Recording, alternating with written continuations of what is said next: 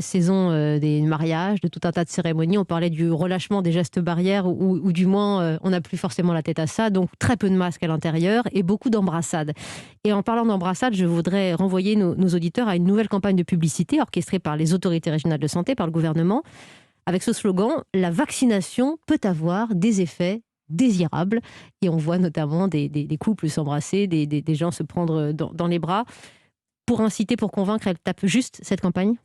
Oui, elle est bien. Je pense que le message c'est un message percutant. Je pense qu'il est bien. Je pense qu'il faut il faut effectivement que les messages soient probablement qu'on change un tout petit peu la manière de communiquer sur le vaccin. Plus dans le fond pour vous ? Je pense qu'il faut, dans le fond, il faut expliquer encore. Je trouve que les messages sont trop souvent des injonctions à y aller. Et il faut expliquer dans le détail. Moi, je vais faire un aveu, un de mes fils était encore hésitant il y a peu de temps, un jeune adulte, et donc comme beaucoup d'autres Français, il était hésitant, il avait un peu peur, l'ARN, qu'est-ce que ça va faire ? Est-ce que le professeur l'a convaincu que et vous moi, êtes... je l'ai convaincu. Oui. Je l'ai convaincu, je lui ai expliqué dans le détail.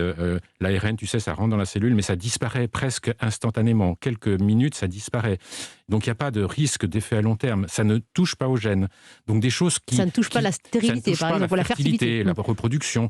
Et donc, il n'y a pas de raison d'avoir des inquiétudes, sur les effets à long terme ou sur la génétique, c'est-à-dire le patrimoine génétique.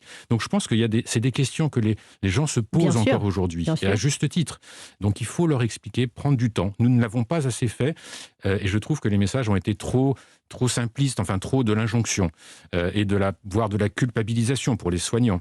Alors justement, parlons des soignants, parce que c'est très bien d'être pédagogue et vous avez raison de le faire, par exemple, sur cette antenne. Est-ce que ça exonère le gouvernement de travailler à ce projet pour rendre la vaccination obligatoire chez les soignants ? Ils sont 57% par exemple seulement à avoir reçu une première dose dans les EHPAD. C'est une question, l'obligation de la vaccination chez les soignants est une question très délicate.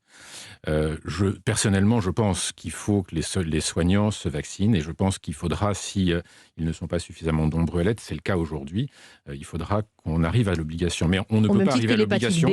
Comme l'hépatite B, et comme il faudra le faire aussi pour la grippe, car la grippe tue aussi beaucoup les personnes fragiles.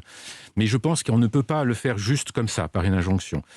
Il faut l'expliquer, passer du temps, comme je l'ai fait, comme beaucoup de collègues l'ont fait, mais pas tous, je crois. Passer du temps dans les services à expliquer, comme je l'ai fait avec mon fils, comme je l'ai fait dans mon service. Quasiment tout le monde est vacciné dans mon service.